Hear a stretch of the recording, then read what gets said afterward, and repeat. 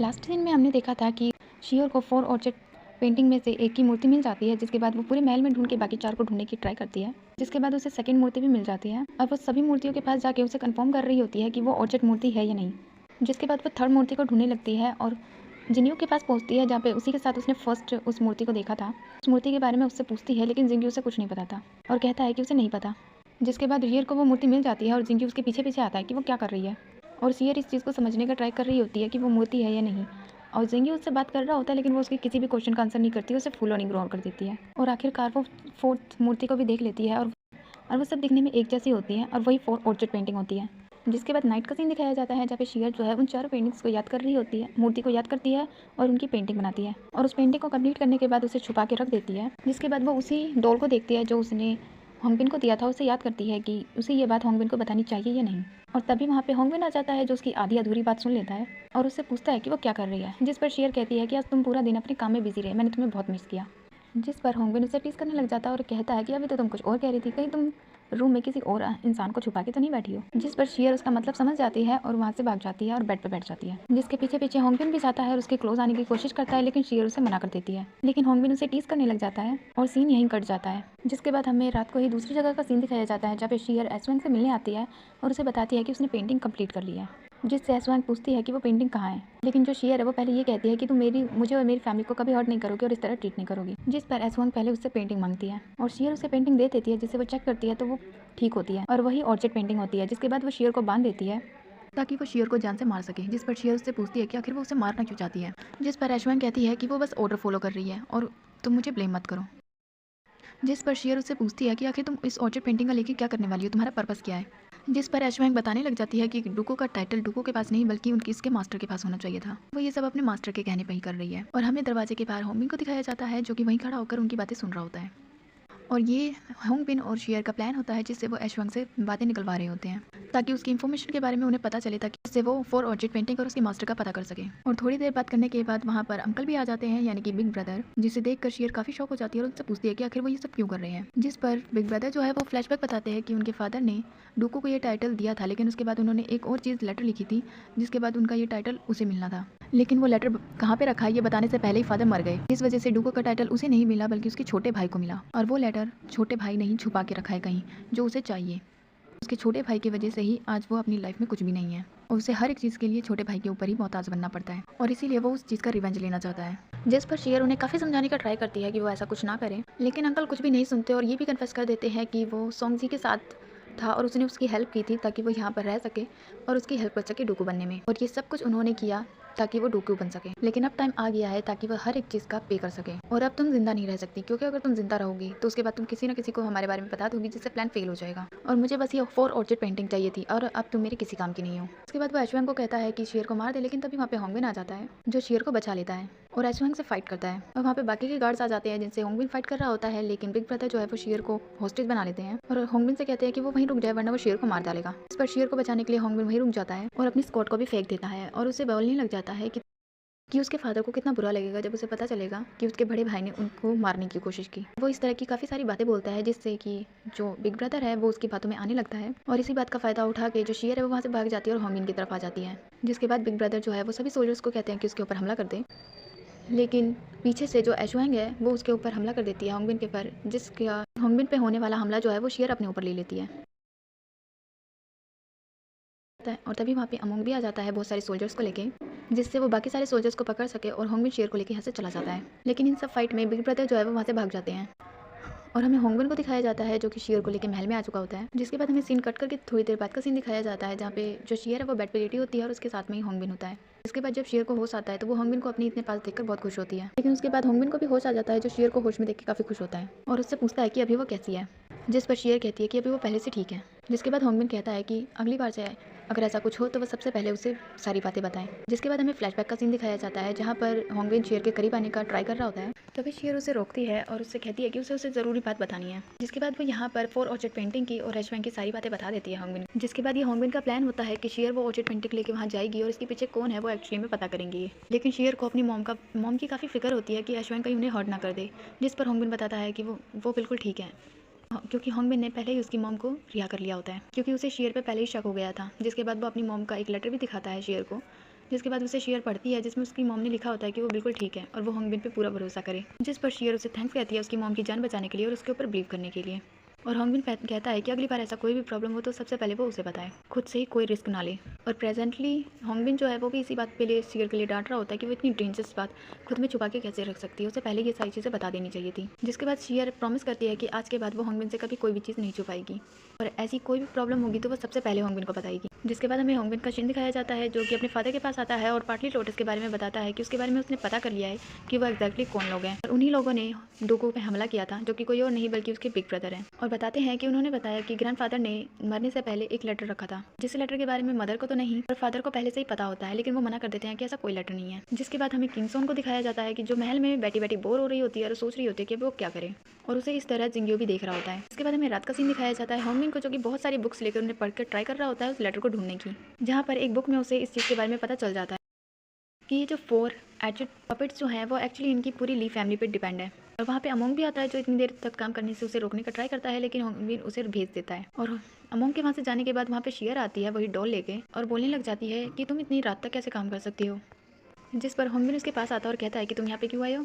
और वो डॉल कहता है कि मैं यहाँ पर किसी चीज़ के बारे में बताने आया हूँ और उससे पेंटिंग देता है जो कि शियर की होती है। उसके बाद होंगबिन शियर को बाहर आने के लिए कहता है और जैसे ही शियर बाहर आती है होंगबिन उसे किस कर लेता है।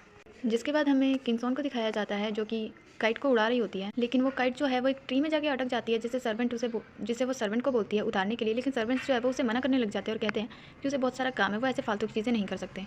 जिसके बाद वो सर्वेंट्स चली जाती है और जो किंगसॉन की पर्सनल सर्वेंट होती है वो कहती है कि मैं निकाल दूंगी, आप फिक्र मत कीजिए। तभी वहाँ पे 3 लड़के जा रहे होते हैं जिनसे वो कहती है कि क्या तुम मेरी काइट उतार दोगे, लेकिन ये तीनों भी उसे मना कर देते हैं और कहते हैं कि हमें डूगू के पास जाना है। जिस पर किंगसॉन को लगता है कि जिससे भी वो हेल्प मांग रही है वो सब के सब बिजी होने का बहाना कर रहे हैं और इसीलिए वो बहुत ज़्यादा गुस्सा हो जाती है। तभी वहाँ पे जिंगियो आता है और कहता है कि अगर तुम तीनों सर्वेंट ऐसा कैसे कर सकते हो हमारे गेस्ट के साथ, अगर वो कुछ कह रही हैं तो तुम्हें वो काम करना चाहिए। और खुद ही वो काइट उतार कर किंगसॉन को दे देता है और कहता है कि आगे से वो ऐसा कभी कुछ ना करे किंगसॉन के साथ, क्योंकि वो उसकी वाइफ है। अगली बार से उन्होंने किसी ने भी उसकी फ्यूचर वाइफ के साथ ऐसी कोई भी हरकत की तो वो उसे छोड़ेगा नहीं। जिसे सुनकर किंगसॉन शॉक हो जाती है और जिंगियो की तरफ देखने लग जाती है। जिसके बाद हमें वापस से शियर को और होंगबिन को दिखाया जाता है जो कि डूगू के पास होते हैं और तभी वहाँ पे जिंगियो और किंगसॉन भी आते हैं जो कि साथ में बताते हैं कि वो दोनों एक दूसरे से शादी करना चाहते हैं। जिसे सुनकर शियर और होंगबिन बहुत ज़्यादा खुश होते हैं क्योंकि उन्हें तो ये सारी चीज़ें पहले से ही पता थी। लेकिन जो डूगू है वो जिंगियो को अपने पास बुला के कहते हैं कि जो किंगसॉन है वो बहुत ज़्यादा अच्छी लड़की है लेकिन वो बहुत सारा ट्रबल भी करती है, तो तुम्हें एक बार और सोचना चाहिए। जिस पर जिंगियो मना कर देता है और कहता है कि नहीं,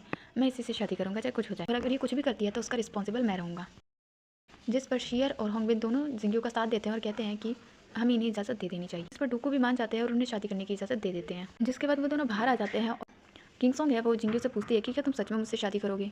सब लोग सोचते हैं कि मैं बहुत ज़्यादा ट्रबल करती हूँ और अगर फ्यूचर में भी ऐसा कुछ हो गया तो सब लोग तुम्हें ब्लेम करेंगे, और वो ये कह के रोने लग जाती है। जिस पर जिंगियो उसे रोने से मना करता है और कहता है कि तुम्हें फिक्र करने की कोई ज़रूरत नहीं है, मैं हमेशा तुम्हारे साथ दूंगा और तुमसे ही शादी करूंगा। और जिंगियो की इतनी अच्छी अच्छी बातें सुनकर किंगसॉन जो है वो जिंगियो की चिक पर किस कर शर्मा के वहाँ से भाग जाती है, जिसके पीछे पीछे जिंगियो भी जाता है और उसे काफ़ी ज़्यादा खुशी होती है। वो जिसे पसंद करता था फाइनली उससे शादी हो रही है उसकी, और उन दोनों को इतना ज़्यादा खुश देख कर होंगबिन और शियर भी काफ़ी खुश होते हैं। लेकिन वहाँ पर तभी होंगबिन की मदर आ जाती है जो शियर को काफ़ी ज़्यादा अच्छे से प्यार करती है और कहती है कि वो अपना ज़्यादा से ज़्यादा ख्याल रखे, और शियर को होंगबिन से थोड़ा सा दूर लेके जाती है और उसे एक तरह की पिल देती हैं जिससे बेबी को बॉर्न देते टाइम उसे ज़्यादा पेन ना हो, कि शियर की प्रेगनेंसी को काफ़ी ज़्यादा मंथ हो चुके होते हैं। और वो कहती है कि अभी तक तुम्हारी जो बेली है वो बाहर नहीं आई, मैं काफ़ी ज़्यादा शॉक्ड हूँ, मुझे लगता है तुम्हें बहुत अच्छे से खाना खाना चाहिए। और ये सुनकर जो शियर है वो अचानक से मेरी बेली बहुत ज़्यादा दर्द कर रही है ये बोलकर होंगबिन को लेकर वहाँ से भाग जाती है। इसके बाद वो दोनों अपने रूम में आते हैं और सोचने लग जाते हैं कि अपनी फेक प्रेगनेंसी का झूठ वो कब तक बोलते रहेंगे। और होंगबिन परेशान हो जाता है, यहाँ पे अंकल पहले ही परेशानी दे रहे थे और अब ये तुम्हारी बेली भी दे रही है। जिसके बाद होंगबिन बोलता है मुझे लगता है कि हमें कन्फेस कर देना चाहिए, और ये सुनकर शियर कहती है कि अगर हमने कन्फेस कर दिया ना तो फादर मुझे जान से मार देंगे। जिस पर होंगबिन उसे शांत करता और कहता है कि हमें चाहे कुछ भी पनिशमेंट दें लेकिन हमने झूठ बोला था और हमें कन्फेस कर देना चाहिए। लेकिन तभी वहाँ पे अमोंग आ जाता है और वो कहता है कि उन्हें अंकल मिल चुके हैं जो कि माउंट विला में है। इसके बाद होंगबिन जो है वो अपने फादर को ये रिपोर्ट करने के लिए चला जाता है और अभी कन्फेस करने की बात को छोड़ देता है। जिसके बाद रात का सीन दिखाया जाता है जहाँ पे शियर जो है वो होंगबिन की सारी चीज़ों को तैयार कर रही होती है ताकि वो साउथ वेस्ट में जा सके माउंटेन वेला, और उसे जाने और आने में काफ़ी ज़्यादा टाइम लग जाएगा और इसीलिए वो काफ़ी ज़्यादा सैड होती है। और होंगबिन उसे सैड देख लेता है जिसके बाद वो उसे कंसोल करता है और कहता है कि वो फिक्र ना करे, वो जल्दी वहाँ जाएगा और अंकल को लेके वापस आ जाएगा। लेकिन तब तक वो यहाँ पे अपना ख्याल रखे और खुद का ध्यान दे, और अपनी फेक प्रेगनेंसी के बारे में वो वहाँ से वापस आने के बाद बताएगी। इस पर शेयर भी मान जाती है और बताती है कि जब वो पहले आर्ट विला में रहती थी तब उसके बारे में उसने सुना था कि ली फैमिली का फर्स्ट बेटा जो है वो काफ़ी ज़्यादा अगली और हार्टलेस इंसान है और उसे वुल्फवॉन भी कहा जाता था। लेकिन तुम्हारा नाम तो होंगबिन बहुत अच्छा है और तुम हैंडसम भी हो। उसकी इतनी अच्छी अच्छी बातें सुनकर होंगबिन जो है वो उसे किस कर लेता है। जिसके बाद होंगबिन अपनी एक विश को बताता है शेयर को, जिस पर शेयर उसे मना करती है कि उसे सो जाना चाहिए, लेकिन होंगबिन उसे किस कर लेता है और होंगबिन की विश होती है कि वो शेयर के साथ अपनी फर्स्ट नाइट को स्पेंड करे। इसके बाद हमें नेक्स्ट डे का सीन दिखाया जाता है जहाँ पे होंगबिन जो है वो जा रहा होता है अंकल को लेने के लिए माउंट वेला, और शेयर उसे बाहर तक छोड़ने आती है, जहाँ पे होंगबिन उससे कहता है कि वो अपना पूरा ख्याल रखे और शेयर भी कहती है कि वो रखेगी। जिसके बाद होंगबिन वहाँ से चला जाता है और हमें रात का सीन दिखाया जाता है जहाँ पे शेयर जो है वो एक नकली बैली को ट्राई कर रही होती है कि उसे यूज़ करना चाहिए या नहीं। होंगबिन के वहाँ से वापस आने तक कि उसे अपनी फेक प्रेगनेंसी छुपानी थी। जिसके बाद वो सोने का भी ट्राई करती, लेकिन बिल्कुल भी सो नहीं पाती क्योंकि उसे होंगबिन की बहुत ज़्यादा याद आ रही होती है। और यहाँ पे होंगबिन भी शेयर को काफ़ी ज़्यादा याद कर रहा होता है और शेयर को याद करते हुए चांद को देखता है। यहाँ पे शेयर भी मून को ही देख रही होती है। जिसके बाद हमें सीन दिखाया जाता है सोंगजी और रूअर का, जो कि एक साथ होते हैं। और तभी वहाँ पे एक सर्वेंट आता है जो उन्हें सोंगजी को बुलाता है और उससे कहता है कि बहुत इंपॉर्टेंट बात है। इसके बाद सर्वेंट उन्हें एक लेटर देता है और वहाँ से चला जाता है और उस लेटर में लिखा होता है कि जेट पेंडेंट जो है वो एक प्रिंसेस का है और ये वही जेट पेंडेंट है जो कि शेयर के पास था और सोंगजी ने उसे चुरा लिया था। और उसको पढ़ने के बाद सोंगजी को पता चल जाता है कि जो शेयर है वो एक प्रिंसेस है। तभी उसके पास रूअर आती है जिससे सोंगजी कहता है कि अब टाइम आ चुका है रिवेंज लेने का, जिसे सुनकर रूअर काफ़ी ज़्यादा खुश हो जाती है क्योंकि वो सोंगजी के साथ इसलिए है ताकि वो शेयर के से अपना रिवेंज ले सके। जिसके बाद हमें होंगबिन के मदर फादर को दिखाया जाता है जो कि शेयर को काफ़ी ज़्यादा फिक्र कर रहे होते हैं क्योंकि होंगबिन के जाने के बाद वो काफ़ी ज़्यादा सैड रहती है और इतना सैड रहना उसके बेबी के लिए बिल्कुल भी सही नहीं है। और इसीलिए वो सोच रहे होते हैं कि किसी भी तरह वो होंगबिन को जल्दी से जल्दी यहाँ पे बुला ले ताकि शेयर वापस से खुश रह सके। लेकिन तभी वहाँ पे उनका पर्सनल सर्वेंट आता है, वो कहता है कि मिस सोंग यहाँ पे वापस आ चुकी हैं, सॉरी मिस्टर है, और उन्हें एक लेटर दिखाता है जो कि जिसमें लिखा होता है कि सोंगजी यहाँ पे वापस आ रहा है। जिसे देखकर वो सोचने लग जाते हैं कि आखिर वो आप वहाँ पे वापस क्यों आ रहा है। जिसके बाद हमें दिखाया जाता है होंगबिन के मदर और फादर दोनों वेट कर रहे होते हैं और तभी हमें दिखाया जाता है कि सामने से सोंगजी की बजाय शेयर आ रही होती है, जिसे देख के मदर फादर काफ़ी ज़्यादा शॉक्ड हो जाते हैं और मदर तो गुस्सा करने लग जाती है कि आखिर वो यहाँ पे वापस अब क्यों आई है। जिस पर शेयर बताती है कि वो यहाँ पे शेयर नहीं बल्कि मिसेस शेयर बन के आई है सोंगजी के साथ। उसके बाद वहाँ पे सोंगजी भी आ जाता है और उन दोनों को साथ में देख के वो काफ़ी ज़्यादा शॉक्ड होते हैं और सोंगजी एक्सप्लेन करता है कि मेरा क्रश था रूअर पे और जब वो यहाँ से जा रही थी उसके बाद मैंने उसे प्रपोज किया क्योंकि ये बहुत ज़्यादा दुखी थी और ये मान गई क्योंकि मैंने इसे सहारा दिया। और रूअर कहती है कि सोंगजी ने मेरे इतना अच्छे से ख्याल रखा कि मैं उससे प्यार करने लगी। जिसे देखकर जो होंगबिन के फादर है वो कहते हैं कि मुझे बहुत खुशी है कि आखिर तुम्हें तुम्हारा सच्चा प्यार मिल गया, लेट ही सही लेकिन अब तुम काफ़ी ज़्यादा खुश हो, और ब्लेसिंग्स देते हैं उसे। जिसके बाद सोंगजी बताता है कि वो यहाँ पे आया है मैरिज को अरेंज करने के लिए उसके फादर के कहने पर। साथ में रूअर कहती है कि मुझे आपको एक इंपॉर्टेंट चीज़ भी बतानी है। जिसके बाद हमें शेयर को दिखाया जाता है जो कि खाना खाने का ट्राई करती है पर कुछ भी नहीं खाती क्योंकि उसका मन नहीं करता। और मिंग उसे काफ़ी ज़्यादा ट्राई करती है खाना खिलाने का और कहती है कि अगर वो खाना नहीं खाएगी तो वो बीमार हो जाएगी, फिर यंग मास्टर उसे डांटेंगे क्योंकि उसने अच्छे से ख्याल नहीं रखा। लेकिन जो शेयर है उसे तो ये सब खाना देख के वॉमिटिंग आ जाती है, जिससे जो मिंग है वो काफ़ी ज़्यादा शॉक्ड हो जाती है और परेशान होने लग जाती है। जिस पर शेयर उसे मना करती है और कहती है कि वो फिक्र ना करे, वो बिल्कुल ठीक है। और तभी वहाँ पर डूको का जो पर्सनल सर्वेंट है वो आ जाता है और शेयर को वहाँ से बुला लेता है। जिसके बाद शेयर को होंगबिन के मदर और फादर के पास दिखाया जाता है जहाँ पे होंगबिन के मदर फादर जो है वो शेयर से ये पूछते हैं कि क्या वो सच में प्रेग्नेंट है, जिस पर शेयर मना कर देती है और कहती है कि नहीं, और अपनी नींव पे बैठ के कहती है कि वो झूठ नहीं बोलना चाहती थी। और वो ये सब सुनकर होंगबिन के मदर फादर काफ़ी ज़्यादा दुखी होते हैं क्योंकि रूअर ने उन्हें बता दिया होता है कि शेयर प्रेग्नेंट नहीं है।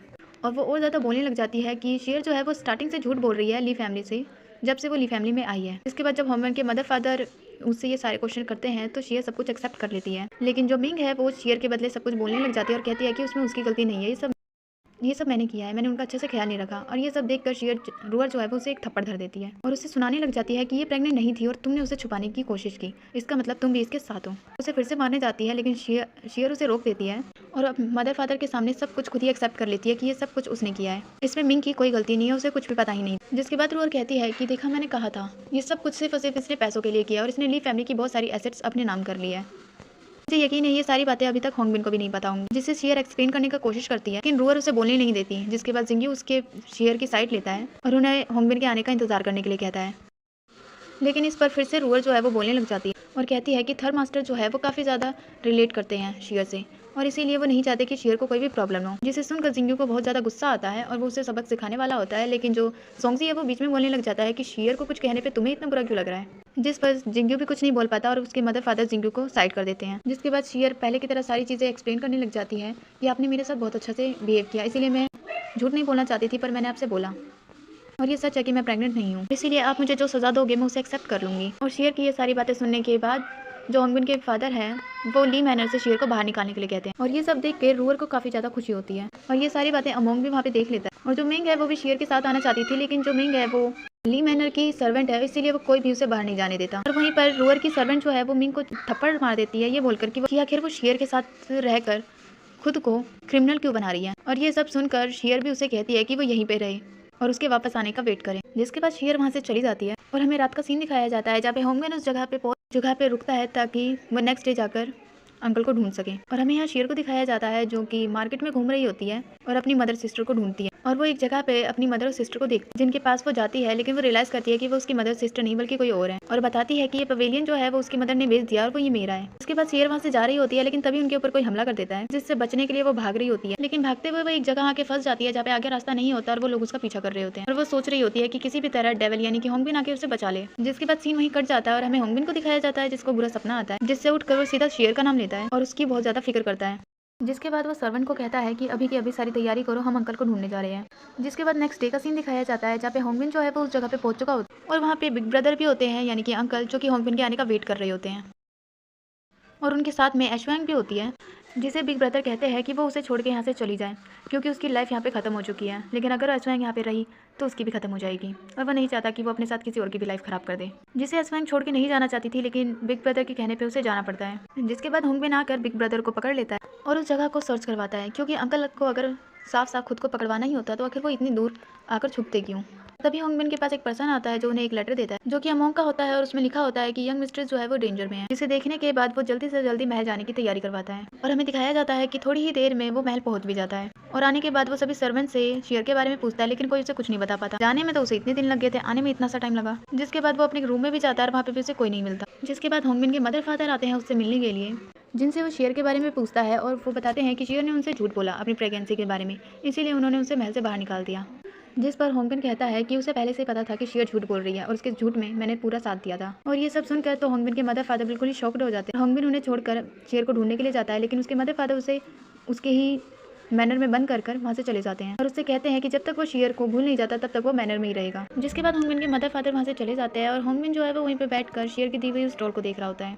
जिसके बाद हमें नाइट का सीन दिखाया जाता है जहाँ पे होंगबिन अभी तक उस डोल को लेकर शेर को याद कर रहा होता है जब पहली बार बोट में शेर ने उसे ये डोल दी थी एंड उस डोल के साथ शेर और उसकी काफी सारी यादें। और जब वो अंकल को ढूंढने के लिए उसे छोड़ के जा रहा था तो वो उससे प्रॉमिस करता है कि वो वहाँ जल्दी वापस आ जाएगा। जिसके बाद प्रेजेंट सीन दिखाया जाता है जहाँ पे होंगबिन जो है वो उस डोल को देख के सिली गर्ल कहता है और शेर वहाँ पे कहती है कि कौन है सिली गर्ल, और उससे कहती है कि मदर फादर ने तुम्हारा नाम कितना अच्छा रखा है बिन, लेकिन तुमने अपने चाइल्ड का कोई भी नाम नहीं रखा है। अगर गर्ल हुई तो मैं 8 पवेलियन में से नाम रखूंगी, चैन मी, क्वीन जू, यान लुई, क्वीन लैंग एंड सो ऑन। और मैंने पेंटिंग भी बनाई है लिटिल बिन की। और ये सब देखते हुए होंगबिन रोने लग जाता है क्योंकि ये सब होंगबिन का सपना ही होता है और होंगबिन को हर जगह पे शेर ही दिख रही होती है जो उसे कहती है कि वो बहुत ज़्यादा खुश है। जिस पर होंगबिन उससे पूछता है कि क्या वो सच में खुद खुश है उसके बिना, जिस पर शेर मना करती है और कहती है कि उसे उसकी बहुत ज़्यादा याद आ रही है, वो उसे आके बचा ले, वो उसके बिना नहीं रह सकती। और इन सब चीज़ों को याद करते हुए वो बहुत ज़्यादा रो रहा होता है। जिसके बाद हमें नेक्स्ट डे का सीन दिखाया जाता है जहाँ पे अभी भी होंगबिन पूरी रात नहीं सोया होता और शेर के बारे में याद कर रहा होता है। मुझे तो मेरी मम्मी सिर्फ तब इतना याद करती है जब खाना बनाना होता है। जिसके बाद उसके पास मिंग आती है उसके लिए कुछ फूड लेकर, जो कि एक तरह का बहाना होता है और उसको होंगबिन से कहती है कि वो शेर को जाके बचा ले। ये सब रूअर की वजह से हुआ है, कल वो यहाँ पे आई थी और उसने सब कुछ सच बता दिया। जिसके बाद होंगबिन जो है वो अमोंग के बारे में पूछता है और मिंग बताती है कि उसे नहीं पता कि अमोंग कहाँ पर है।